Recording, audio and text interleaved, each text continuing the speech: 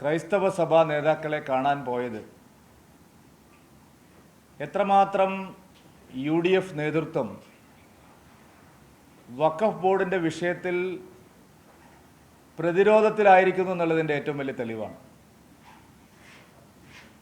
കുഞ്ഞാലിക്കുട്ടിയും പാണക്കാട് തങ്ങളും അടക്കമുള്ള മുസ്ലിം ലീഗ് നേതാക്കൾ ക്രൈസ്തവ സഭാ നേതാക്കന്മാരെ പോയി കണ്ട് മുനമ്പം സമരം അവസാനിപ്പിക്കണമെന്ന് ആവശ്യപ്പെട്ടുകൊണ്ട് അവരോട് അഭ്യർത്ഥന നടത്തിയതായിട്ടാണ് പത്രങ്ങളിലെല്ലാം വാർത്ത വന്നിരിക്കുന്നത്. ഞങ്ങൾക്ക് മനസ്സിലാവാത്ത കാര്യം, വഖഫ് ബോർഡിന് വേണ്ടി മുസ്ലിം ലീഗിനെ എങ്ങനെയാണ് സംസാരിക്കാൻ സാധിക്കുന്നത്? മുസ്ലിം ലീഗിൻ്റെ സഹോദര സംഘടനയാണോ വഖഫ് ബോർഡ്? വഖഫ് ബോർഡിൻ്റെ അധിനിവേശം മുസ്ലിം ലീഗ് നേതാക്കളുടെ അറിവോടുകൂടിയാണോ കേരളത്തിൽ നടക്കുന്നത്? മുനമ്പത്തെയും വഖഫിൻ്റെ അധിനിവേശ ഭീഷണി നേരിടുന്ന മറ്റു പല പ്രദേശങ്ങളിലെയും ഭൂമിയെ സംബന്ധിച്ചുള്ള തർക്കം, ആ തർക്കം പരിഹരിക്കേണ്ടത് വഖഫ് ബോർഡാണ്, സംസ്ഥാന ഗവൺമെൻറ്റാണ് എന്നൊക്കെയാണ് ഇതുവരെ ലീഗുകാർ പറഞ്ഞുകൊണ്ടിരുന്നത്. പക്ഷേ തെരഞ്ഞെടുപ്പിൻ്റെ തലേ ദിവസം വളരെ പെട്ടെന്ന് മുസ്ലിം ലീഗ് നേതാക്കൾ പോയി ഞങ്ങൾ മാധ്യസ്ഥം വഹിച്ചുകൊണ്ട് പ്രശ്നം പരിഹരിച്ചു കൊള്ളാം. എന്താണ് മുസ്ലിം ലീഗിൻ്റെ ഫോർമുല ഇക്കാര്യത്തിൽ? സംസ്ഥാന ന്യൂനപക്ഷക്ഷേമ മന്ത്രി പറഞ്ഞതും നിയമസഭാ രേഖകളിൽ ഉള്ളതുമായിട്ടുള്ള കാര്യം, മുനമ്പത്തേത് വഖഫിൻ്റെ ഭൂമി തന്നെയാണ് എന്നുള്ള കാര്യം ലീഗിന് എങ്ങനെ മാറ്റിക്കൊടുക്കാൻ സാധിക്കും? ഈ മുസ്ലിം ലീഗിന് എന്താണ് ഒരു ഭരണഘടനാ ബാഹ്യമായിട്ടുള്ള ശക്തി കേരളത്തിലുള്ളത്? ഒരു അമിതാധികാരം പ്രയോഗിക്കാൻ മാത്രമുള്ള എന്ത് ശക്തിയാണ് കേരളത്തിലെ മുസ്ലിം ലീഗിനുള്ളത്? മുസ്ലിം ലീഗിൻ്റെ ഏതാനും നേതാക്കൾ ക്രൈസ്തവ സഭാ അധ്യക്ഷന്മാരെ കണ്ടാൽ ഈ പ്രശ്നം എങ്ങനെയാണ് പരിഹരിക്കുന്നത്? ന്യായമായ ചോദ്യമാണ് ഞങ്ങൾ ചോദിക്കുന്നത്. ഈ വിഷയത്തിൽ മുസ്ലിം ലീഗിന് എങ്ങനെയാണ് ഇടപെടാൻ സാധിക്കുന്നത്? അപ്പോൾ ഇതുവരെയുള്ള ഭൂമി കയ്യേറ്റങ്ങളെല്ലാം ലീഗ് പറഞ്ഞിട്ടാണോ ഇവിടെ നടക്കുന്നത്? മുസ്ലിം ലീഗിൻ്റെ അറിവോടുകൂടിയാണോ ഈ ഭൂമി കയ്യേറ്റങ്ങളെല്ലാം വഖഫ് ബോർഡ് നടത്തുന്നത്? മുസ്ലിം ലീഗിൻ്റെ താല്പര്യപ്രകാരമാണോ വഖഫ് ബോർഡ് ഓരോ സ്ഥലത്തും പുതിയ അധിനിവേശങ്ങൾ പ്രഖ്യാപിക്കുന്നത്, അവകാശവാദങ്ങൾ ഉന്നയിക്കുന്നത്? എന്താണ് മുസ്ലിം ലീഗ് മുന്നോട്ട് വച്ച ഫോർമുല? കേരളത്തിലെ ജനങ്ങൾക്കത് അറിയാൻ ആഗ്രഹമുണ്ട്. കാരണം പലയിടങ്ങളിലും വഖഫ് ബോർഡ് നോട്ടീസ് അയച്ചിരിക്കുകയാണ്. മുസ്ലിം ലീഗ് മുന്നോട്ട് വെച്ച ഫോർമുല എന്താണ്? മുസ്ലിം ലീഗിന് എങ്ങനെയാണ് ഇത് പരിഹരിക്കാൻ സാധിക്കുന്നത്? മുസ്ലിം ലീഗ് എന്ത് മാധ്യസ്ഥമാണ് ഇക്കാര്യത്തിൽ വഹിക്കാൻ ഉദ്ദേശിക്കുന്നത്? മുനമ്പം സമരം അവസാനിപ്പിക്കണമെന്ന് ആവശ്യപ്പെട്ടുകൊണ്ട് സഭാ നേതാക്കന്മാരെ, പിതാക്കന്മാരെ കാണാൻ പോയ മുസ്ലിം ലീഗ് എന്തുകൊണ്ടാണ് തങ്ങളുടെ ഫോർമുല എന്താണെന്ന് പരസ്യമായിട്ട് പറയാത്തത്? കേരളത്തിലെ ക്രൈസ്തവ സമുദായത്തെ മുഴുവൻ തെരഞ്ഞെടുപ്പിന് മുമ്പ് കബളിപ്പിക്കാമെന്നുള്ള ഉദ്ദേശം വെച്ചുകൊണ്ടല്ലേ ഈ ഒരു യാത്ര ഇന്നലെ മുസ്ലിം ലീഗിൻ്റെ നേതാക്കൾ മുനമ്പത്തേക്ക് നടത്തിയത്? സഭാ മേലധ്യക്ഷന്മാരെ കാണാൻ ലീഗുകാർ പോയത് ആര് പറഞ്ഞിട്ടാണ്? സർക്കാർ അയച്ചതാണോ? എന്താണ് ഇതിൻ്റെ പിന്നിലുള്ള ഉദ്ദേശം? ഇന്നലെ എന്താണ് ക്രൈസ്തവ സഭാ നേതാക്കന്മാരുമായിട്ട് മുസ്ലിം ലീഗ് നേതാക്കൾ മുന്നോട്ട് വെച്ച ഫോർമുല? മുനമ്പത്തെയും ചെല്ലാനത്തെയും അടക്കം കേരളത്തിൽ ഇപ്പോൾ വഖഫ് ബോർഡ് പുറപ്പെടുവിച്ചിരിക്കുന്ന നോട്ടീസ് കൈപ്പറ്റിയ സ്ഥലങ്ങളിലെല്ലാം ഈ ഫോർമുല ബാധകമാണോ? അപ്പോൾ പ്രശ്നം പരിഹരിക്കാൻ അല്ല പോയിരിക്കുന്നത്, തെരഞ്ഞെടുപ്പിൽ പരാജയപ്പെടും എന്നുള്ള ഉറപ്പ് വന്നതുകൊണ്ടാണ് ലീഗ് നേതാക്കൾ ഇന്നലെ ക്രൈസ്തവ സഭാ നേതാക്കളുമായിട്ട് ചർച്ചയ്ക്ക് പോയത്. എന്തേ ലീഗുകാർ ഇതിനു മുമ്പ് പോവാതിരുന്നത്? കുഞ്ഞാലിക്കുട്ടി ഇത്രയും ദിവസം എവിടെയായിരുന്നു? പാണക്കാട് തങ്ങൾ ഇത്രയും ദിവസം എവിടെയായിരുന്നു? അപ്പോൾ ഇത് ആളുകളെ കബളിപ്പിക്കലാണ്. കേരളത്തിലെ ക്രൈസ്തവ ന്യൂനപക്ഷങ്ങളെ കബളിപ്പിക്കാനുള്ള നീക്കമാണ് മുസ്ലിം ലീഗ് നടത്തുന്നത്. അവർ ഈ വഞ്ചന തിരിച്ചറിയുമെന്നുള്ള കാര്യത്തിൽ സംശയമില്ല. അതുകൊണ്ടാണ് സമരം അവസാനിപ്പിക്കാൻ അവർ തയ്യാറാവാത്തത്. ലീഗ് പറഞ്ഞാൽ എങ്ങനെ സമരം അവസാനിപ്പിക്കും? ലീഗ് പറഞ്ഞാൽ വഖഫ് ബോർഡ് കേൾക്കുമോ? വഖഫ് ബോർഡ് അയച്ച നോട്ടീസ് പിൻവലിക്കുമോ? ലീഗ് പറഞ്ഞാൽ ബാങ്കിൽ പോയാൽ വായ്പ കിട്ടുമോ? ലീഗ് പറഞ്ഞാൽ കരം തീർത്ത രസീത് കൊടുക്കുമോ? ഈ കാര്യങ്ങളെല്ലാം അറിയണ്ടേ? ഇപ്പൊ വളരെ ആസൂത്രിതമായിട്ടുള്ള ഒരു ചതിയാണ് ഇന്നലെ നടന്നത്. അത് കേരളത്തിലെ ക്രൈസ്തവ സമൂഹവും വഖഫിന്റെ ഭീഷണി നേരിടുന്ന സ്ഥലങ്ങളിലെ ജനസമൂഹവും അംഗീകരിക്കാൻ പോകുന്നില്ല. യഥാർത്ഥത്തിൽ ഈ പ്രശ്നത്തിനുള്ള പരിഹാരം വഖഫ് നിയമങ്ങൾ പരിഷ്കരിക്കുക എന്നുള്ളതാണ്. അതിനുവേണ്ടിയാണ് കേന്ദ്ര സർക്കാർ ഈ ഡിസംബർ മാസത്തിൽ പാർലമെന്റിൽ വഖഫ് നിയമ പരിഷ്കാരത്തിന് വേണ്ടിയിട്ടുള്ള ബില്ല് കൊണ്ടുവരുന്നത്, നിയമം കൊണ്ടുവരുന്നത്. അപ്പൊ മുസ്ലിം ലീഗിന്റെ കാപട്യമാണ് ഇന്നലെ പുറത്തു വന്നത്. പരാജയ ഭീതിയാണ് UDF-നെ നയിക്കുന്നത്. അതുകൊണ്ടാണ് UDF നേതാക്കൾ ഇന്നലെ വഖഫ് വിഷയത്തിൽ ക്രൈസ്തവ സഭാ നേതാക്കളെ കാണാൻ പോയത്. എന്ത് ഫോർമുലയാണ് അവർ മുന്നോട്ട് വെച്ചത്? എങ്ങനെ ഈ പ്രശ്നത്തിന് പരിഹാരം കാണും?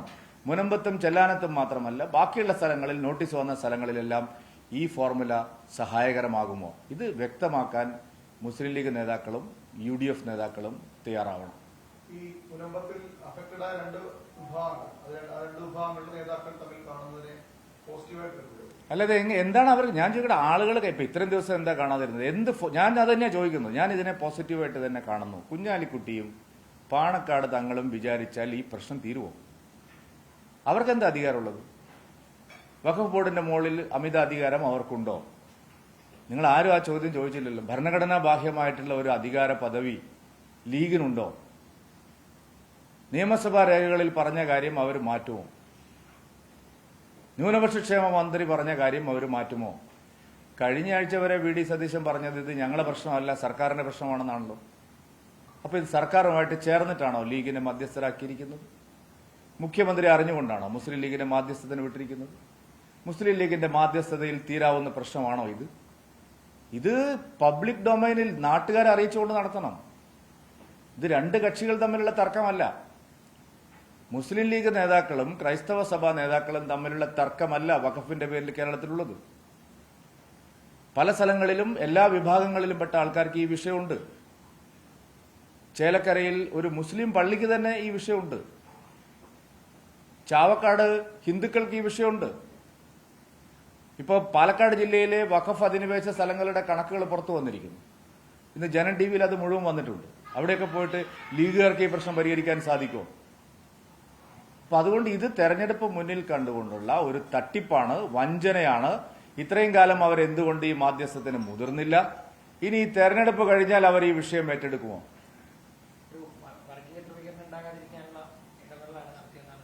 അല്ല, വർഗീയ ധ്രുവീകരണം എവിടെയാണ് ഈ പ്രശ്നത്തിൽ?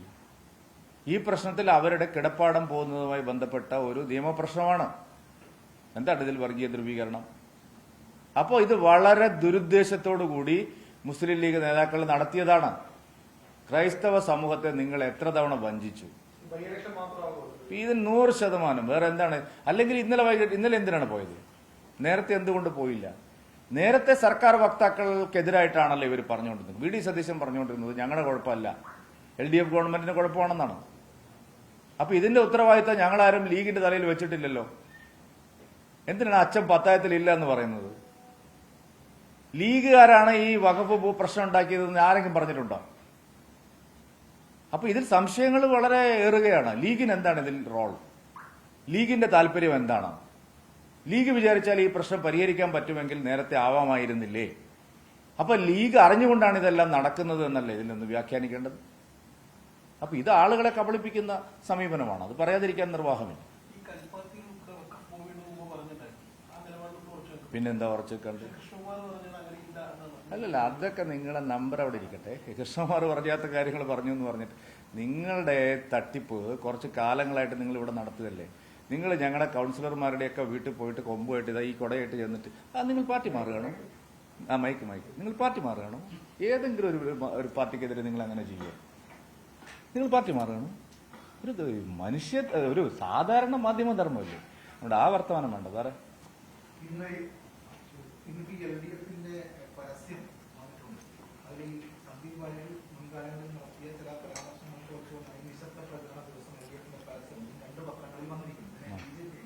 അല്ല, ഞാൻ അന്ന് തന്നെ പറഞ്ഞല്ലോ, ഈ 23 കഴിഞ്ഞാലും അവിടെ തന്നെ നിങ്ങൾ ഉറപ്പിച്ചു നിർത്തണമെന്ന് ഞാൻ പറഞ്ഞില്ലേ.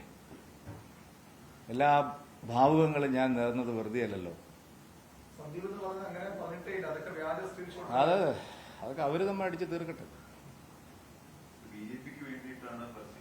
BJPക്ക് വേണ്ടി ഞങ്ങൾ മാതൃഭൂമിയിലും മനോരമയിലും ബാക്കി ഇന്ത്യൻ എക്സ്പ്രസ്സിലും കേരള കൗമുദിയിലും മംഗളത്തിലും ദീപികയിലൊക്കെ പരസ്യം കൊടുക്കും. ഞങ്ങളെ പരസ്യം അതാണ്.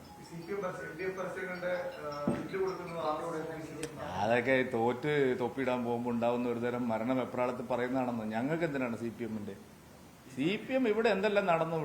ഇവിടെ മത്സരല്ലേ, കിസ് ഓഫ് ലവ് മുതൽ ഇങ്ങോട്ട് നോക്കിയാൽ വഖഫിന്റെ വഖഫ് ഒഴിച്ചുള്ള ബാക്കി എല്ലാ വിഷയങ്ങളിലും ആർട്ടിക്കിൾ 370 CAA ഒക്കെ മത്സരല്ലേ.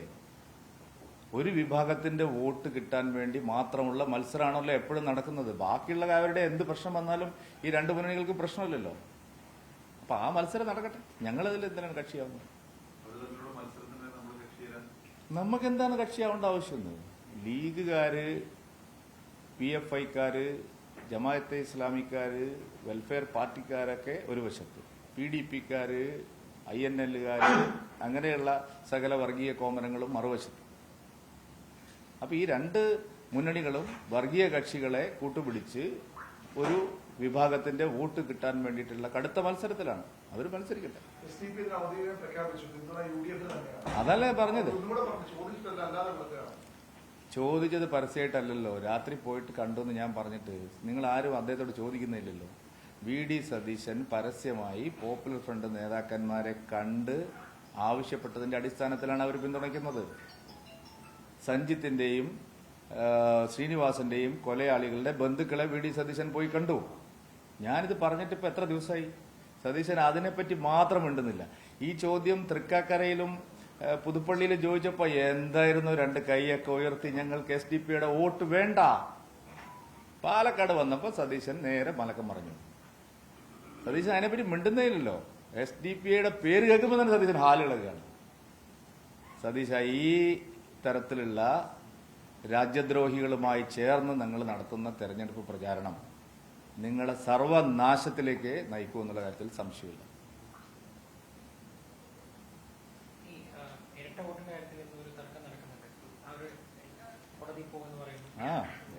ഇരട്ട വോട്ട് ചേർത്തത് പ്രധാനമായിട്ടും UDF, അതിനെല്ലാം സഹായം ചെയ്തു കൊടുത്തത് LDF. ഞങ്ങളെ ഇതിൽ ഞങ്ങൾ കക്ഷിയല്ല. ഇരട്ട വോട്ടില്ല. അദ്ദേഹം നിയമാനുസൃതമാണ് വോട്ട് ചേർത്തിരിക്കുന്നത്. ഇരട്ട വോട്ടെല്ലാം തള്ളിക്കാം എന്ന്, അല്ലെങ്കിൽ ഇരട്ട വോട്ടെല്ലാം അവസാനിപ്പിക്കാമെന്ന് MP രാജേഷ് പറഞ്ഞല്ലോ. ഞങ്ങൾ അതിനെ സ്വാഗതം ചെയ്യുകയാണ്. MP രാജേഷിന്റെ ഗവൺമെന്റല്ലേ ഇവിടെ ഭരിക്കുന്നത്. ജില്ലാ ഭരണകൂടം രാജേഷിന്റെ കയ്യിലാണ്.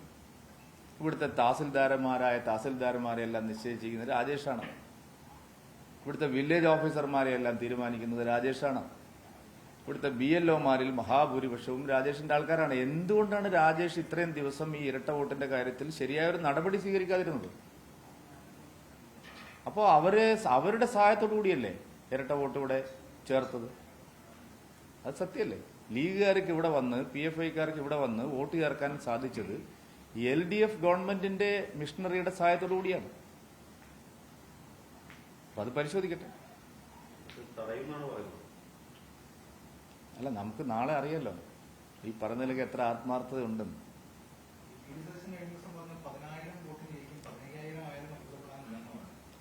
VD സതീശൻ കഴിഞ്ഞ തവണ ഞാൻ മുഖ്യമന്ത്രിയാവുമെന്ന് പറഞ്ഞാൽ നിങ്ങൾ അതെ അല്ല VD സതീശന്റെ മുന്നണി. അതുകൊണ്ട് അവകാശവാദങ്ങൾക്കൊന്നും അടിസ്ഥാനമില്ല.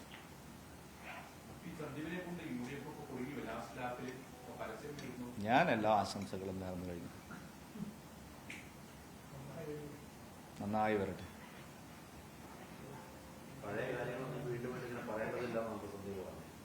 അത് ഞാൻ പിന്നെ അത് തന്നെ ചോദിക്കണം. ഞാൻ ഇത്രയും നല്ല രീതിയിൽ ഒരു ലാൽ സലാം പറഞ്ഞില്ലേ?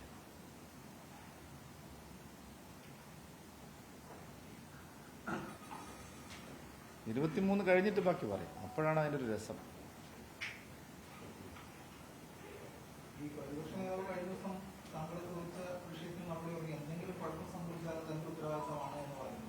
ഏതിന്റെ കുഴപ്പം? അങ്ങനെയല്ലല്ലോ. അല്ല, ആദ്യം VD സതീശൻ രാജിവെക്കൂല്ലോ എന്ന് പറയട്ടെ. തന്റെ ഉത്തരവാദിത്തം പറഞ്ഞിട്ട് കാര്യമില്ലല്ലോ. തോറ്റാ രാജിവെക്കുമോ പ്രതിപക്ഷ നേതൃസ്ഥാനം? എന്നിട്ട് ചെന്നിത്തലയെ ഏൽപ്പിക്കുമോ? പ്രതിഷേധം തുടരുകയാണ്. എന്താ സംശയം? രമേശ് ചെന്നിത്തല നല്ല അന്തസ്സുള്ള പ്രതിപക്ഷ നേതാവായിരുന്നു. വേറെ പല ആരോപണങ്ങളും നേരത്തെ ഉയർന്നിരുന്നു. RSS ബന്ധങ്ങളൊക്കെ ഉയർന്നിരുന്നു. നല്ല അന്തസ്സുള്ള പ്രതിപക്ഷ നേതാവായിരുന്നു രമേശ് ചെന്നിത്തല. ഈ ഉപജാപക സംഘം ഗൂഢാലോചന നടത്തിയിട്ടാണ് അദ്ദേഹത്തെ മാറ്റിയത്. കള്ളിയില്ലാത്ത വിധം പിണറായി വിജയനെ ബുദ്ധിമുട്ടിച്ച ആളാണ്. ഇയാൾ അഡ്ജസ്റ്റ്മെന്റ് അല്ലേ? ഇയാൾ പ്രതിപക്ഷ നേതാവാണോ?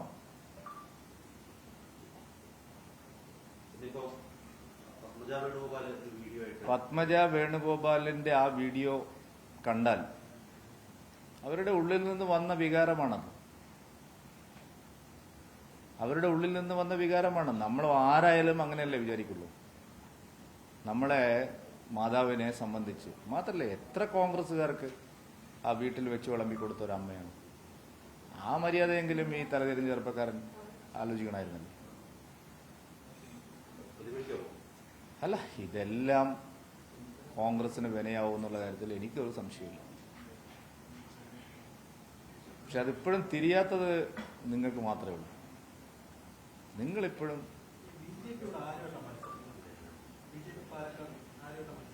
BJP 3 മുന്നണികളോടാണ് മത്സരിക്കുന്നത്. 1 UDF, 2 LDF, പിന്നെ 1 നിങ്ങൾ. അതെ, 3 മുന്നണികളോട് മത്സരിക്കേണ്ട ഒരു സ്ഥിതിയാണ് ഞങ്ങൾക്ക് ഇവിടെ ഉള്ളത്. മാധ്യമ മുന്നണി, LDF മുന്നണി, UDF മുന്നണി. മാധ്യമ മുന്നണി ഒട്ടുമിക്ക ആൾക്കാരും UDF-ഉമായിട്ട് സഖ്യത്തിലാണ്. LDF പറയുന്നതിന് ഞാൻ ഉത്തരം പറയേണ്ട ആവശ്യം. അത് കാണുമ്പോൾ അറിയാലോ നിങ്ങള് എങ്ങോട്ടാണ് നിങ്ങളെ പോക്ക് എന്നുള്ളത് കാണുമ്പോൾ അറിയാലോ. മന്ത്രി MP രാജേഷ് പറഞ്ഞത് മുനിസിപ്പാലിറ്റിയിൽ ഇത്തവണ കൊടി പാറിപ്പിക്കും. ആ തരത്തിൽ കൊടി ഒരു ബൂത്തിലും പാറില്ല. നിങ്ങളോട് എഴുതി വെച്ചോ. മുനിസിപ്പാലിറ്റിയുടെ ഒരു ബൂത്തിലും LDF-ന്റെ കൊടി പാറില്ല. നമുക്ക് കാണാമല്ലോ. 2 മണ്ഡലം ഉറപ്പായിട്ട് ജയിക്കും. വയനാട് ഞങ്ങള് LDF-ന്റെ മുമ്പിൽ പോകും. അവിടെ ഒന്നുമില്ല, LDF ബിഗ് സീറോ.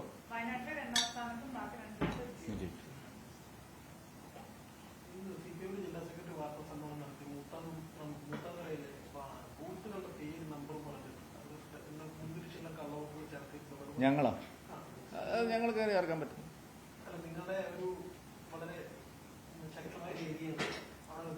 അല്ല, അവിടെയൊക്കെ സർക്കാരിന്റെ ഉദ്യോഗസ്ഥന്മാർ ഞങ്ങൾ ആൾക്കാരാണ്.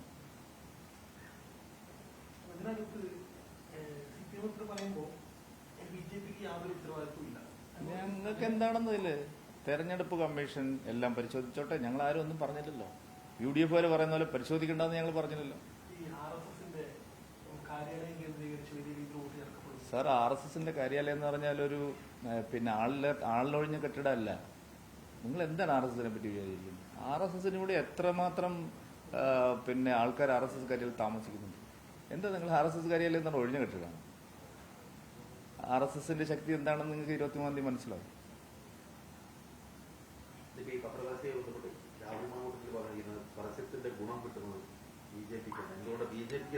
ഈ പരസ്യത്തിന്റെ അല്ലെന്ന്, ഈ തെരഞ്ഞെടുപ്പിൽ എല്ലാ വിഷയങ്ങളിലും ഉള്ള ഗുണം കിട്ടുന്നത് ഞങ്ങൾക്കാണ്.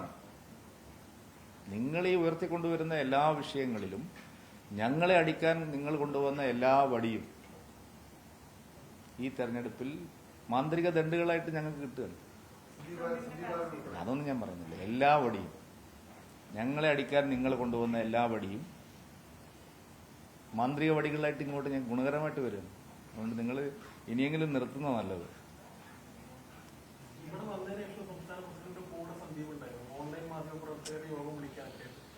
നിങ്ങൾക്ക് അറിയാലോ അത്. അല്ല, നിങ്ങളല്ലേ ഞാൻ അദ്ദേഹത്തെ അവഗണിച്ചെന്ന് പറഞ്ഞു. ഞാൻ പറഞ്ഞു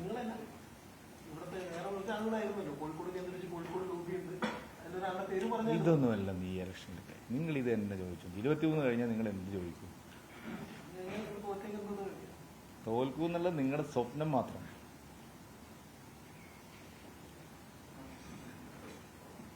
വേറെന്താ? മാധ്യമ മുന്നണി